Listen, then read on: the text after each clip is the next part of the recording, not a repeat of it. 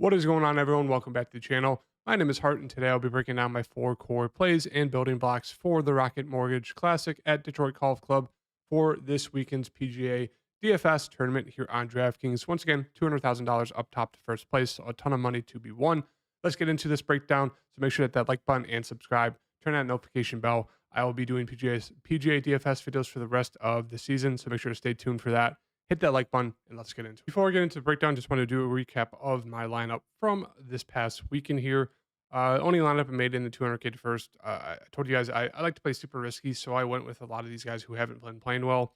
Homa, JT, Cam Young, got them at all under 8% ownership. Actually, just kind of crazy. JT was obviously fantastic there. Wish he would have got off to a better start in round one. He would have had a real shot of winning that tournament last week, but he still did very solid, 4%. 8,800, came in and tied ninth. Cam Young was okay. Denny McCarthy mentioned him; he was solid. And then just the miscuts from Hubbard, which is frustrating. He just really couldn't get it done. Not enough birdies there. Homa, same thing. Terrible day one. Day two really turned it on. It just missed the cut by 2 there. And Tommy Fleetwood, same thing. Just couldn't get the putter going. Missed the cut by a little bit there by 2. I think the cut line was 4. I think it was the highest one so far in that tournament there at 4 under. But the core plays were Morikawa, Fleetwood. So those 2 miss, unfortunately. And then we had Xander and Victor make the cut. I think Xander did pretty solid. Once again, Victor just did okay. So 2 out of 4 there on the core plays. Looking to bounce back today. Very frustrating because I got JT at very low ownership here. As you can see, 4%. And now he's probably going to be mega chalk this weekend. But not much you can do about it. For this tournament here, we have the Rocket Mortgage Classic, as I mentioned, at Detroit Golf Club. It's going to be an absolute birdie fest. These guys are going to tear up the course. I wouldn't be surprised if they get close to 30 under for the winner. So take that into effect for this tournament. You want guys, and it's a course that you can absolutely bomb it. There really is I don't think there's any water, really any massive penalties. The rough will be long, but it's one of the least penalizing courses when it comes to long rough. So, and it's also a course where it doesn't really set up towards one specific player. It doesn't really set up to, only long players or only short players, or only people that can kind of plot around in the middle. It really, anyone can win here. So keep that in mind. But at the same time, you kind of want to lean on the fact that people who can absolutely bomb the ball can get away with it. And so I kind of lean towards that side, towards long bombers off the tee. And then it's one of those things, if people are just, really long players, really solid players who really make a lot of birdies, it doesn't really matter if they're just okay driving the ball, because you can get away with hitting it in the rough a decent amount here. So I'll talk about a guy. He's my second core play, who's kind of like that. He's okay off the tee, kind of break even off the tee, but he's really solid at approach shots and putting, and can get really hot. So that's kind of the route I'm going, is towards those kind of long bombers. Guys can get really hot with the flat stick, because that's what you want. Like guys who make a ton of birdies here. So with that in mind, in the top 10K range, not really sure why Ricky Fowler isn't the highest price player on the board right now.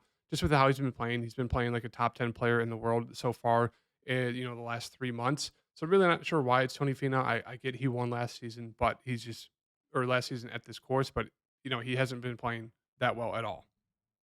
As you can see, he's just floating in the top 30s to top 40 range, missing some cuts. So I don't get it, but out of this 10K range, I think everyone's in play. It really just comes down to ownership for me. I'll probably get a little bit of everyone in this range. My favorite would probably be in the 10K range. If I had to pick one, it'd probably be Ricky, just with how he's been playing. But otherwise, as I said, it comes down to ownership for me.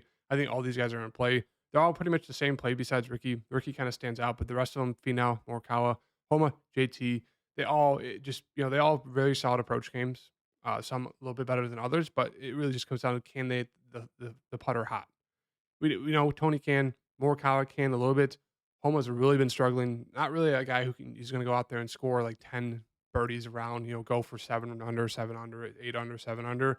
And then JT, I think a lot of people will be on him because he's the cheapest of the group, coming in with the top 9 there at the Travelers. So it'll just be interesting to see what the kind of ownership is like this afternoon, because that will kind of affect who I go to. But my number one pick, my top pick here in this range right now, is going to be Mr. Hideki Matsuyama, 9.6K right now. As you can see, he's been playing very, very solid golf. Nothing too crazy, but he's just been very solid since the players 5, top 15, top 16, top 23, top 29, top 16, top 32, top 13. So he's been keeping it steady. He's coming at a very cheap price tag compared to all the guys above him who are pretty much the same play. Like they're all very good guys at approach. And it's just one of those things. It's just all these guys are good at approach. They're all pretty solid off the tee. It's just a lot of them can't putt. So it's like if I'm going to take someone who can't putt but has all the other stuff, I'm going to go with Hideki, who's been making the cuts, been very solid. So we'll pull him up here real fast for you guys so you guys can see his stats. But as you can see, he's just been rattling off, made cuts, kind of top 30s or better, and it's one of those things. As you can see, he's doing that with a putter that he's really not gaining much strokes with the putter at all. A lot of times he is losing it, and he's still doing pretty solid in these tournaments. As you can see, lost 0.02, top 15, lost 0.33, top 16, gained 0.21, top 23. PGA lost 1.34, still got a top 29 there. In the last 3 tournaments, top 16, he went for 0.76 on the field. US Open really, really struggled. Still made the cut, went for top 32. And then last week, Travelers went for top 13. Barely gained with the putter, but with it around the green, been very solid recently, as you can see. The past, 6 there, he's been gaining strokes around the green. In the past 7, he's been gaining strokes on the field with the approach play. So his approach play is really locked in. That's really what you want here. Off the tee doesn't really matter. He's gaining a little bit off the tee recently. So I like that. But in total, he's gaining a lot of strokes the past 7 rounds. So really like where his game's at. It really just comes down to can he make his putts if he can. Really like him for his price tag compared to the guys in the 10K range. My second core play here is going to be a guy, Mr. Brian Harman. So in this lower range, a lot of people are going to be chalk. I do think some people will go to Sanjay. Some people will go to Cam Davis. He won this tournament before. Keegan Bradley coming off a win. It's just one of those situations where most of the time you want to avoid guys who are coming off a win. They kind of have that winner's hangover. So I'd say avoid them for now. Harris English pulled out. And so then we get to the guys who are going to be mega chalk. A lot of people are going to be landing on Jaeger. A lot of people are going to Aberg, Smalley, Kirk, other guy who's been done very solid here. And then I do think a lot of people will drop down to Benny On and Adam Hadwin, Austin Eckroat. So all those guys are going to gain a ton of ownership because they've just been absolutely touted across the industry the past few days, just for how good of like putters they are and how good they are at getting a lot of birdies. So I think this guy, Mr. Brian Harman, will come in at a pretty low ownership, and he's done very, very solid the past few tournaments. Obviously, coming in, Charles Schwab, top 29, solid there. Got caught at the workday, but then top 43 at the US Open.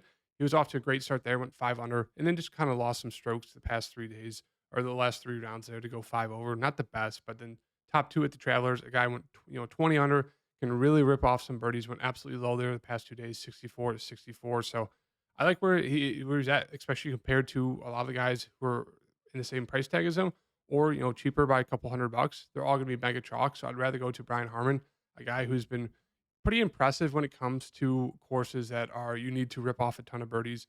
He's kind of one of your guys you want to go to for that. As you can see, putting the past 4, gained strokes in the field, gained 1.27 on the field at the Travelers. Around the green, been pretty solid the past 4. He's gained it besides US Open. He lost 0.01. Approach, pretty solid, especially in places where there's a lot of birdies. He's very solid at that. Nice to see 1.25 on the approach there at the Travelers. Off the tee, one of those guys, he can gain a little bit, but more recently he's kind of been more sporadic. Gained some, lost 3 in a row, gained a little bit at the tee. Travelers, but as I said, with the off the tee, he's not the longest guy, but if he just keeps it even and then his approach play is very solid, then it means his putter can get hot. As you can see at the Travelers, the top 2 there. We'll pull up another place here. Century Tournament Champions. He went top 16 there. Another place where it's a birdie fest. Let's go down him real fast. He went for 18 under. Winner was at minus 27 ROM.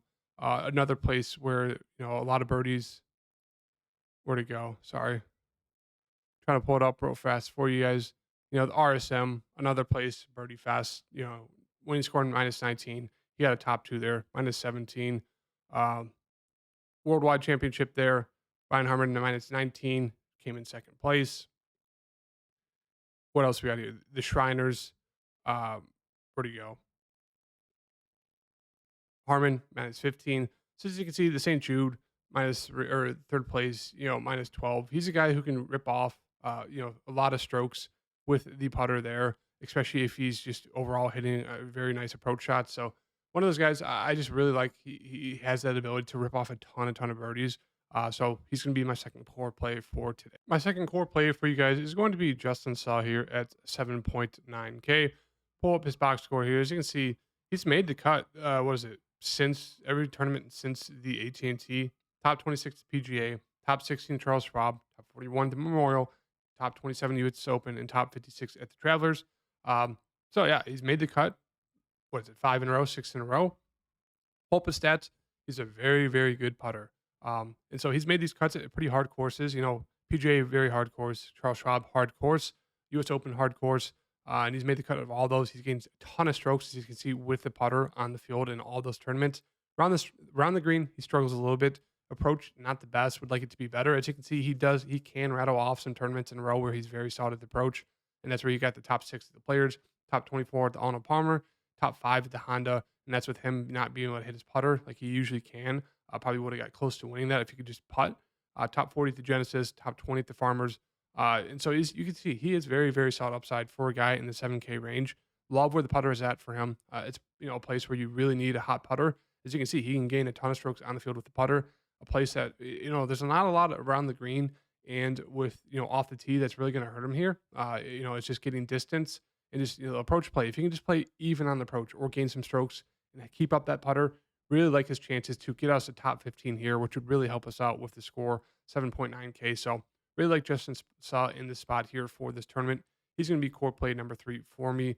It's one of those tournaments where really anyone can win this tournament if the putter gets hot. So don't be afraid to kind of dip down into these lower range guys because that's what it's going to take down the 200K to first. You're going to have to get lucky with a few, like maybe 2, even 3 players in this tournament. It's not a tournament where you can really predict who's going to win, like a lot of tournaments, like kind of like majors, where the top guys usually play the best. But right now, really like Justin Suh in the spot where he is with his putter. The fourth core play for me is going to be Doug Him, HIM, and that's capital here at 7,400. As you can see, the past 4 tournaments, top 27, top 19, top 12, and top 15. Obviously did not play in the PGA there, or excuse me, the US Open. Did he play in the PGA? He did not. So obviously not playing in the harder courses does help out his obviously made cuts. But as you can see in the birdie courses, you need to get a bunch of birdies in. 16 under there, 11 under at the RBC, 15 under at the Traveler. So another one of those guys in that price range, 7.4K, where if he gets a top 15, going to be pretty solid there. A guy that can rattle off birdies. We'll pull up his profile here real fast. Doug Gim, another one of those guys. The putter hasn't been too great, and he's rattling off these top 15s with a pretty poor putter because he's very solid around the green. His approach play has been very solid recently, and off the tee he's been very, very solid the past 4, gaining strokes 0.47, 0.68, 0.66, and then almost 1.5 on the field at the Traveler. So really like where the driver is for him. The approach play has been very solid the past 4. Around the green, he's been good. And it really just comes down to can he get the putter going? If he can, another one of those guys, excuse me, where, the rest of his game's there. It just comes down to can he make it some putts if he can. Top 15 would really, really help us out with his price tag there. So those are going to be 4 core plays for today and for this tournament. Hope you guys liked the video. Make sure to hit that like button and subscribe. Let me know who you guys are going with, who your core plays are in the comments down below. And I'll see you guys in the next video. Peace.